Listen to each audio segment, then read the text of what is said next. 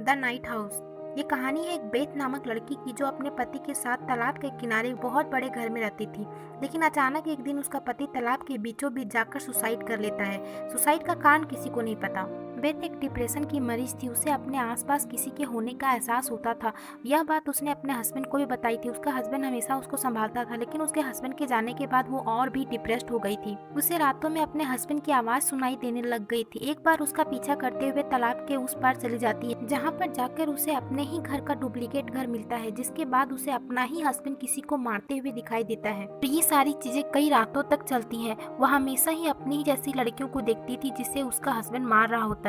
अब उसे इन सभी चीजों की पीछे की सच्चाई को जानना था, इसलिए वह उसी डुप्लीकेट घर में चली जाती है। वहाँ उसे कई सारी लड़कियों की लाश मिलती है जिसकी शक्ल उससे ही मिलती थी। ये सोचकर वो और भी डिप्रेस्ड हो जाती है कि उसका हस्बैंड एक खूनी था।